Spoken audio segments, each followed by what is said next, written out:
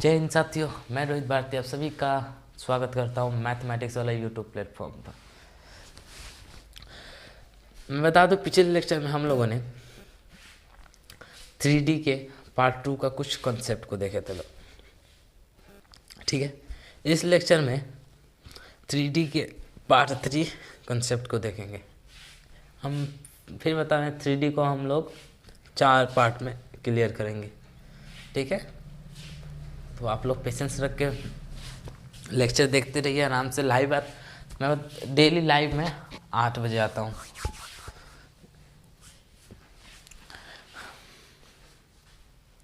जल्दी जल्दी बैठो। देखो ना, वहाँ सीट होगा, बैठो।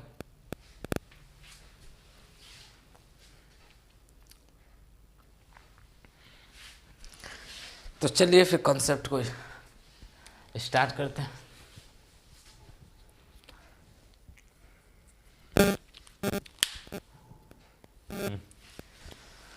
देखिए,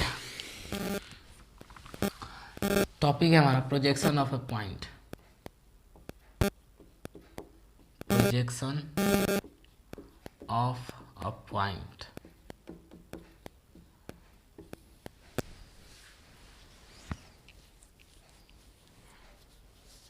पॉइंट ऑन अ लाइन है, ऑन अ लाइन। किसी लाइन का प्रोजेक्शन हमें निकालना होता है, किस पर? एक्सिस पर।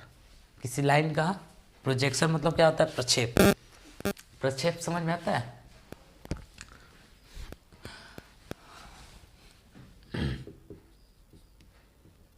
किसी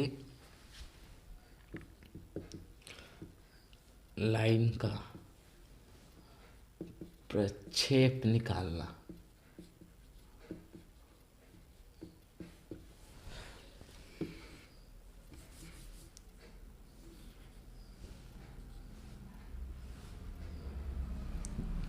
ये क्या है? X y Z.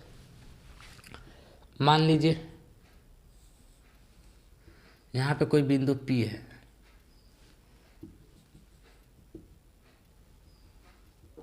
यहाँ पे बिंदु Q है। इस लाइन का प्रक्षेप हमें एक्स एक्सिस पे निकालना है। Q का x1 y1 z1, Q P का x2 y2 z2। इसका क्या करना है? प्रक्षेप हमें एक्स एक्सिस पर निकालना। किस पर निकालना? एक्स एक्सिस पर। क्या होगा? फिर खड़े हो जाते हो तुम सब। अरे बैठो, वहाँ पे सीट है, बैठो। हाँ,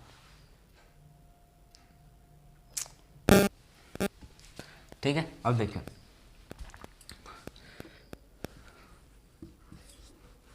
अगर पी क्यू का एक्स एक्सिस पर निकालना होगा प्रोजेक्शन, प्रक्षेप एक्स एक्सिस पर तो केवल एक्स वाले मान को घटा लेते हैं। दोनों बिंदु में से क्या कर लेते हैं? एक्स वाले मान को घटा लेते हैं। समझ में आ रहा है? पहले ये बताओ, लाइन बनेगा कैसे? एक बिंदु के नियामक से लाइन बन जाएगा? आप लोग बताइए, एक बिंदु से लाइन बनेगा? कभी भी नहीं बनेगा। दो बिंदु होना चाहिए कम से कम। तो दो बिंदु का नियामक तो दिया रहेगा। दो बिंदु देगा तो दो बिंदु का नियामक भी दिया रहेगा, एक्स वाई जेड कुछ भी दिया रहे। तो उस लाइन का हमें क्या निकालना है? प्रक्षेप एक्स एक्सिस पर निकालना। मान लो हम दे दे क्वेश्चन ए बी, ए का नियामक 2 4 6, बी का नियामक 4 8 6। ओके, अब इसका प्रक्षेप अब एक्स एक्सिस पर निकालना है। किस पे निकालना है? ए बी का प्रक्षेप एक्स एक्सिस पर निकालना है। निकालना है।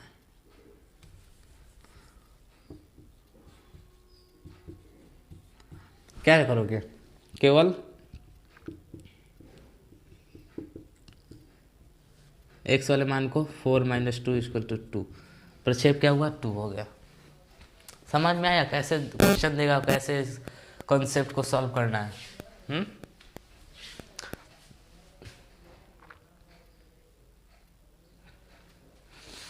समझ में आ गया। अगर कह दे y एक्सिस पर निकालना है, पी क्यू का प्रक्षेप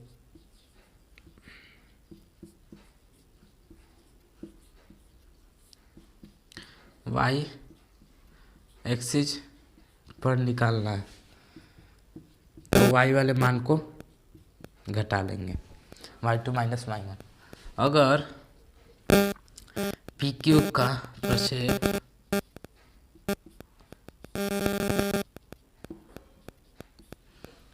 z एक्सिस पर हो,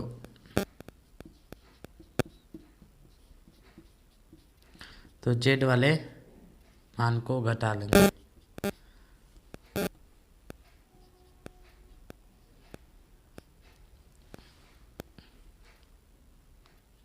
Z2 - Z1। समझ में आ रहा है कि नहीं आ रहा है, पहले ये बताओ। किसको किसको समझ में आ गया, पहले इतना बताओ।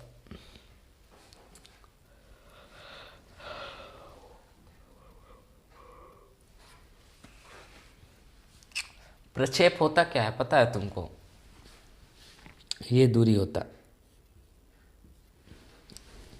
ये दूरी होता, इधर इधर कोई दूरी होगा, इसको उल्टा करोगे तो।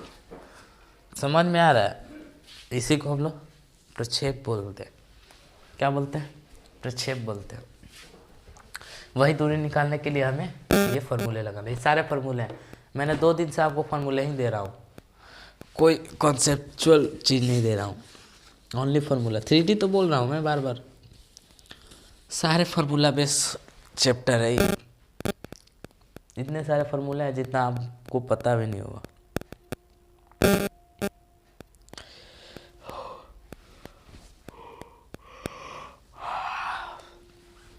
आगे बढ़ा जा।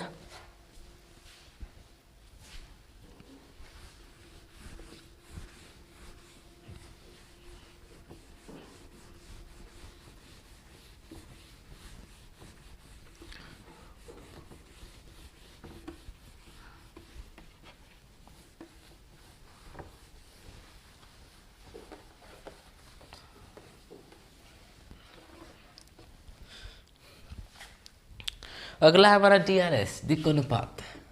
दिक् अनुपात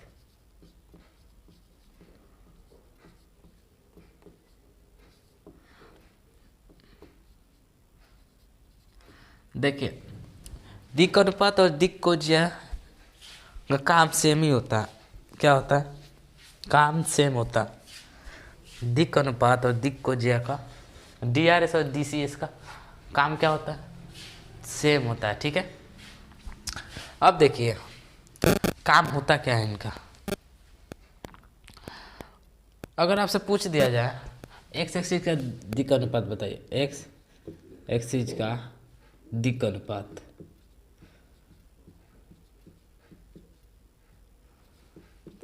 क्या कहोगे। अगर दिक् को जो पूछ दे तो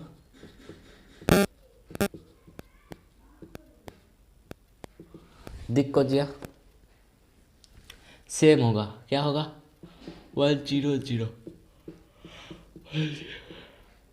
दिक् अनुपात और दिक् कोज्या क्या होते हैं, सेम होते हैं। X axis, y axis, z axis का। मैंने दिक् कोज्या बता रखा है आप लोग को, बता रखा है कि नहीं, बताओ जल्दी, बता रखा है। हाँ, किसी का सवाल है, बता रहा हूँ, वेट करो, वेट। ठीक है, यहाँ तक समझ में आ गया।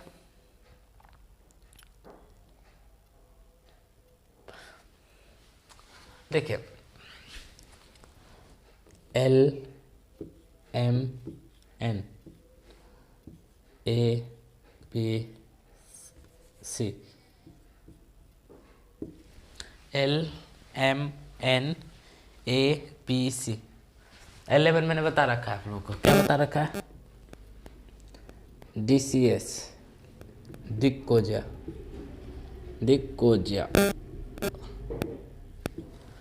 ABC क्या होता है? DRS, दिक अनुपात। अब दिक कोजिया और दिक अनुपात में कुछ रिलेशन है। देखिए, दिक कोजिया और दिक अनुपात में कुछ रिलेशन है। रिलेशन बताऊं? देखिए,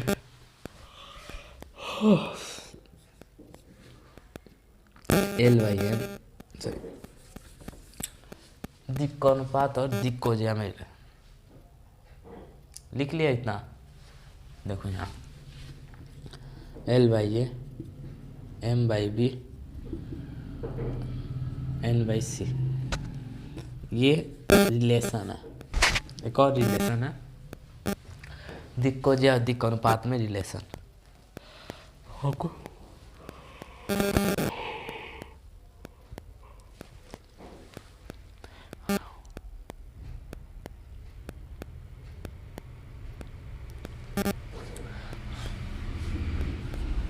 अगर क्वेश्चन कह दे, क्वेश्चन क्या कह दे? क्वेश्चन कह दे L का मान निकालिए, L का मान निकालिए। आपको दिक अनुपात दे दिया है और L का मान निकालना है, तो क्या करोगे? आपको दिक अनुपात दे दिया है और दिक कोजिया का L का मान निकालना है। दिक कोजिया में कितने होते हैं? LMN होते हैं। तो हमें क्या निकालना है? L का मान। तो क्या करोगे? Plus minus A/√A² B² + C², A² + B² + C² करना है। समझ गए? अगर M का मान निकालना हो, plus minus B/√A² + B² + C²। N का मान निकालना हो, plus minus C√A² + B² + C²। समझ गए? ये कैसे करना है? अभी क्वेश्चन बता रहा हूँ कैसे आएगा इस पे question.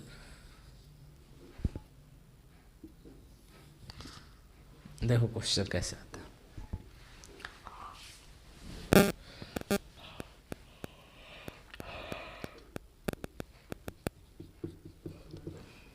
4i cap 3j cap 6k cap. क्या हो गया हमारा?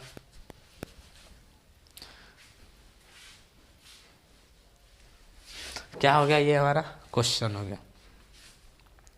क्या हो गया? क्वेश्चन हो गया। अब बताइए इसमें DRS क्या है? दिक अनुपात को DRS बोलते हैं, दिक कोजिया को DCS बोलते हैं। DRS, ये जो जितने सारे फर्स्ट वाले नंबर होते हैं ना, वो DRS होते हैं। 4 3 6 हो गया। अब आपको बोल दे क्वेश्चन में DCS का M नंबर बताइए, M का मान बताएं।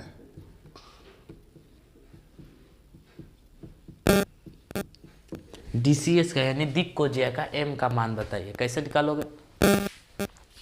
DCS का M का मान बताना है आप लोगों को। कैसे बताओगे? फटाफट। ऑनलाइन वाले दिख रहा है तुम लोगों को? ऑफलाइन वाले समझ में आ रहा है ना?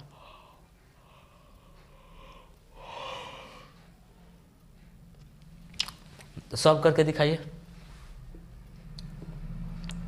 ऑनलाइन वाले आप भी लोग सॉल्व करिए, आंसर टाइप करिएगा कमेंट बॉक्स में। देखिए, हमें M निकाला, तो M का फॉर्मूला क्या होता है? Plus minus B/√A² + B² + C²। ठीक है? ठीक है कि नहीं ठीक है? बताओ। ठीक है? अब आगे देखो, हमें क्या करना है? DRS का रूट अंडर निकालना है।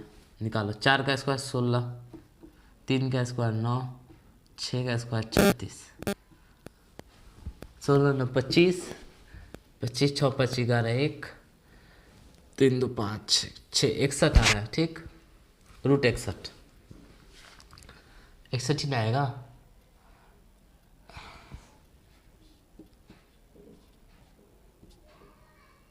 हाँ ठीक है, 61 आ रहा।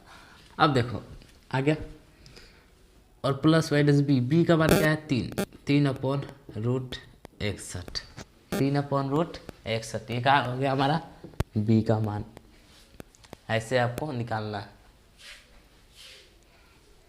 समझ में आ गया।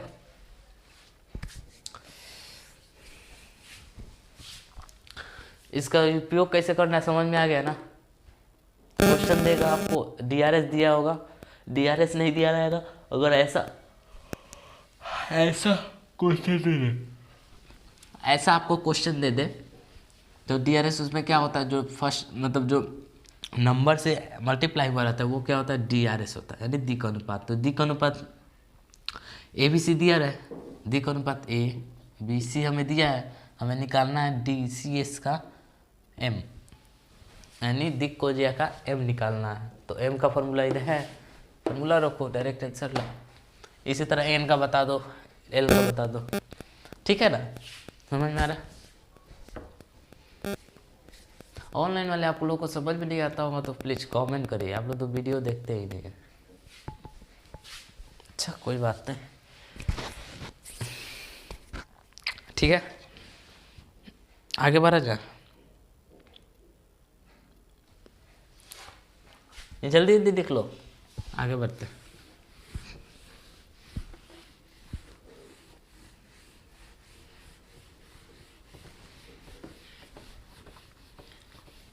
अब हम लोग आगे ओरिजिनल, मतलब ओरिजिनल वाले फॉर्मूले पे।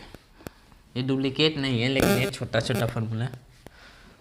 अब जो क्वेश्चन आता है उसका, अगर क्वेश्चन दे दे आपको कि एक लाइन है, उस लाइन का समीकरण निकालिए जिसका बिंदु एक दिया होगा और डीआरएस दिया होगा। क्या दिया होगा, एक बिंदु और डीआरएस।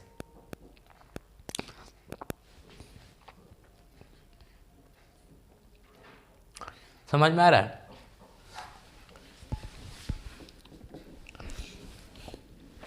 क्वेश्चन समझिए,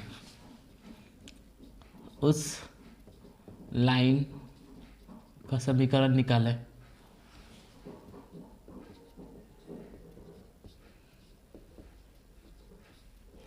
जिसका एक बिंदु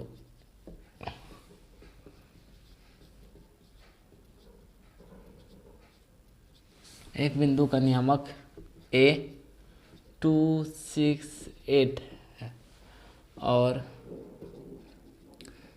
DRS ABC है। नहीं, इसको भी XY ले लेते हैं, XYZ। अब हमें क्या निकालना है, लाइन का इक्वेशन निकालना है। कैसे, लाइन का इक्वेशन कैसे निकलता है, जब तक आपको दो बिंदु ना दे दे तब तक लाइन का इक्वेशन नहीं निकलता। लेकिन इसमें आपको एक बिंदु और एक डीआरएस दे रहा है, समझिएगा, एक बिंदु और एक डीआरएस दे रहा है, तो उसमें कुछ ना कुछ लॉजिक तो लगा होगा, क्योंकि 3D है। क्या है, 3D है, समझ में आ रहा है।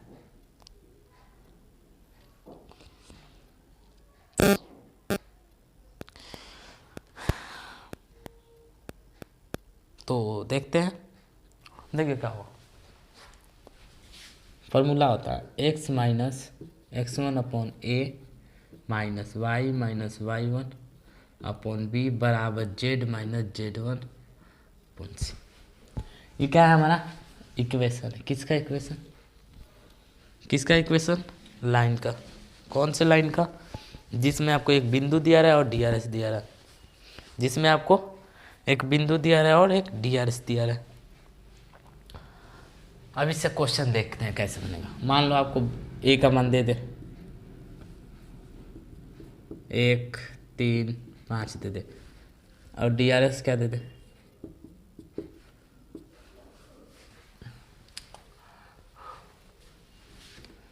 6 10 1 दे दे, 6 10 1 मान के चलिए, ठीक है। अब हमें क्या निकालना, लाइन का इक्वेशन निकालना। तो फॉर्मूला में रखिए x minus x1 1 upon a का मान 6 minus y minus y one, y minus y one 3/10 बराबर z minus z one, z minus z one 5/c का मान 1। ठीक है, अब क्या करेंगे हम लोग, इसमें से कॉमन होगा कुछ कॉमन 30 होगा। क्या होगा 30, एलसीएम क्या होगा इसका 30 होगा। तो ये 6 5 5x माइनस 1 माइनस 10 10 बार 3 बार 3y minus 3 equal to 2z-5 z-5। देखिएगा कैसे बन रहा है, क्वेश्चन आपको ऐसे ही देगा। हो गया। अब देखो 30 को उधर ले जाओ, 5x minus 5 minus 3y plus 9 equal to 30 को इधर मल्टीप्लाई कर दो, 30z माइनस 150। ठीक है, ये समझ में आएगा। अब देखो 5x minus 3y plus 4 9 plus का माइनस का 5 प्लस का 9 4 हो जाएगा प्लस का, और 30z माइनस का 150।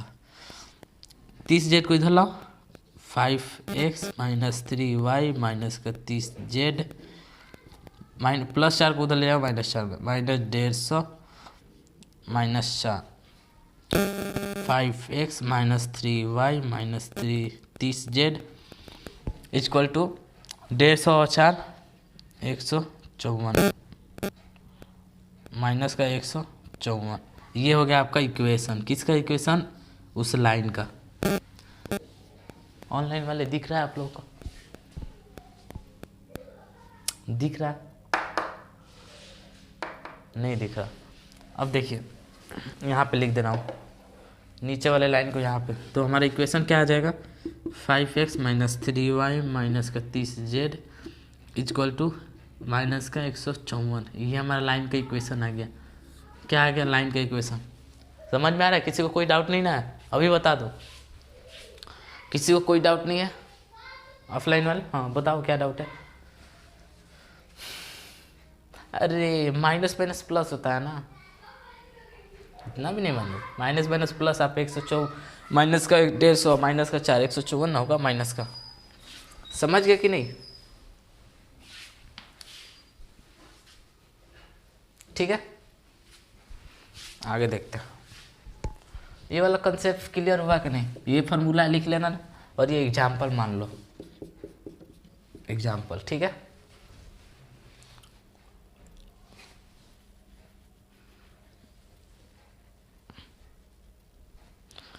ठीक है।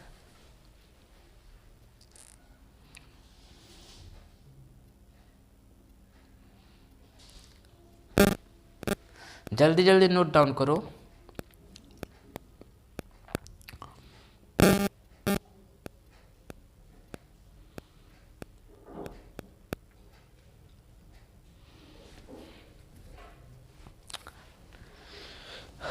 हो गया, चलिए आगे बढ़ते हैं।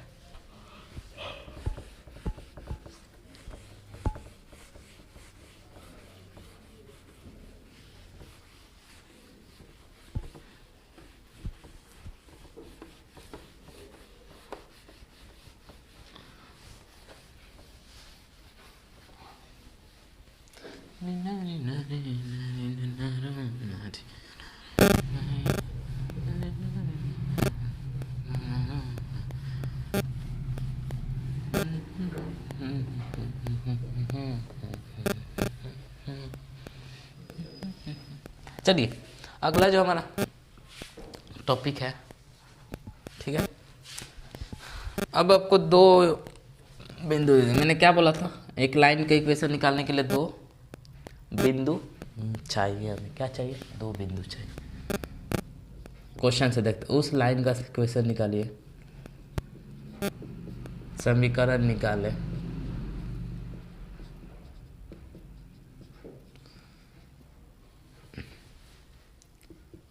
जिसके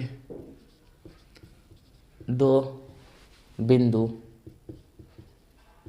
P x1 y1 z तथा Q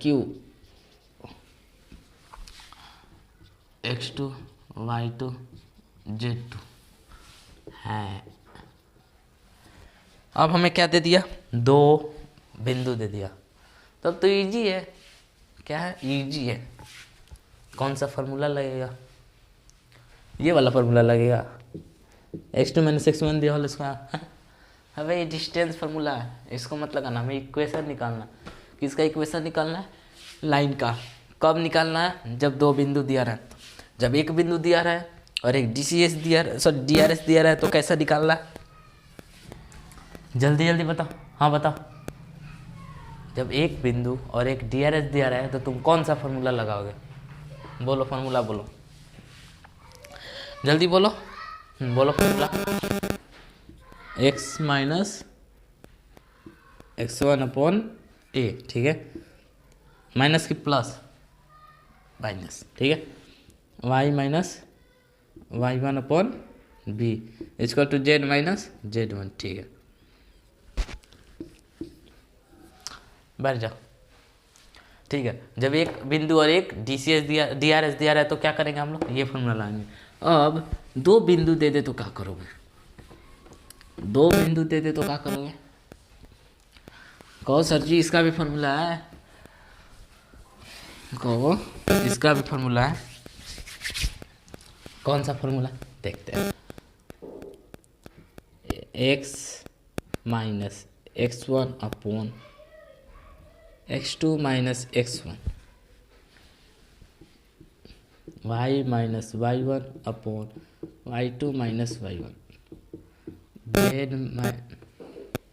- z1/z2 - z1। ये क्या है, बीच में क्या है, बराबर है। हमें किससे इक्वेशन निकल सकता है, कोई 2 को लेंगे तो इक्वेशन निकल जाए, कोई 2 को लो फिर 2 को लो, बार बार इक्वेशन निकल जाए। समझ में आया कि नहीं आया,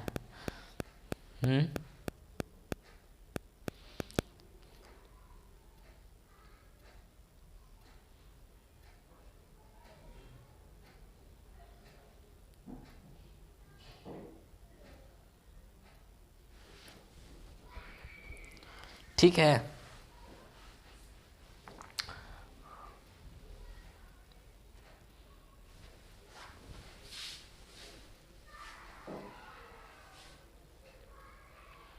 ऑनलाइन में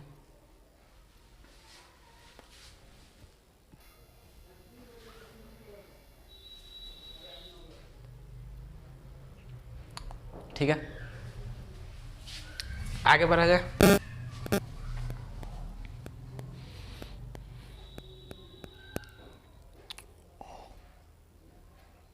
आगे देखिए,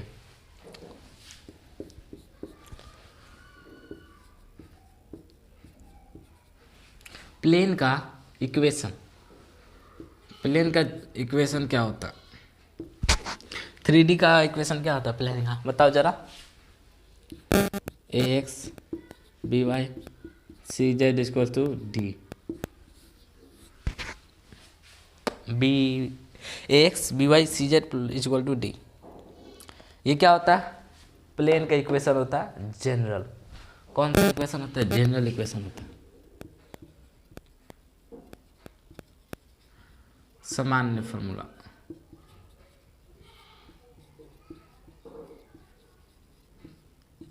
ठीक है, इसमें कुछ आपको प्रॉपर्टीज है। अगर d का मान 0 हो तो प्लेन कहाँ होगा, d का मान 0 हो तो प्लेन कहाँ होगा, ठीक है, दिख रहा है ऑनलाइन क्लियर दिख रहा है ना आप लोगों को, एक सेकेंड क्लियर दिख रहा है।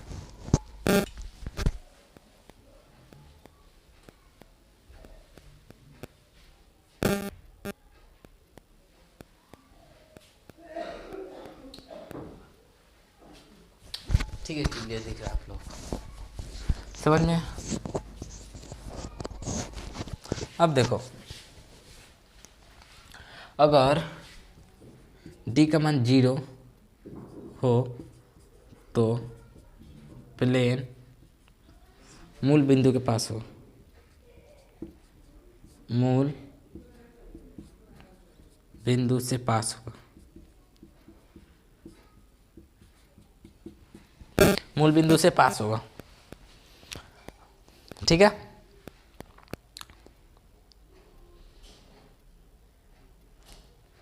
समझ गए। अगर प्लेन में, अगर इक्वेशन में d का मान 0, जिस कैसे d का मान 0 होगा देख लो, 2x 3y 4z equal to 0 हो, तो ये 3y 4z इक्वल टू 0, क्या है, d का मान 0 है ना हमारा, d का मान 0 है, तो d का मान 0 है, तो प्लेन अगर पूरे कहाँ से पास होगा, तो मूल बिंदु से। अगर a का मान 0 हो तो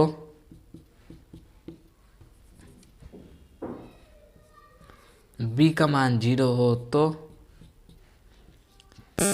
c का मान 0 हो तो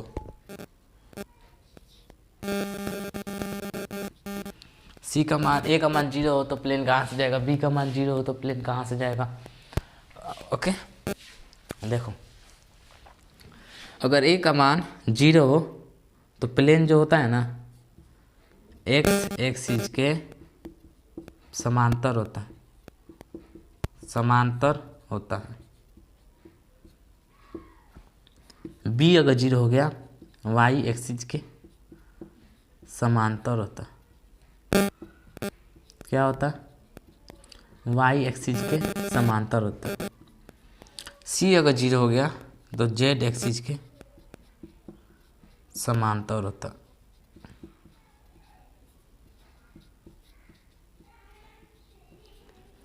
ठीक है, समझ में आ रहा है। अगर a का मान 0 हो तो x एक्सिस के समांतर। ये सारे ऑब्जेक्टिव क्वेश्चन है, ये आपको एक तरह से चारों ऑब्जेक्टिव क्वेश्चन है, 1 2 3 4 होगा ना यहाँ पे, ये सारे ऑब्जेक्टिव क्वेश्चन है जो मैंने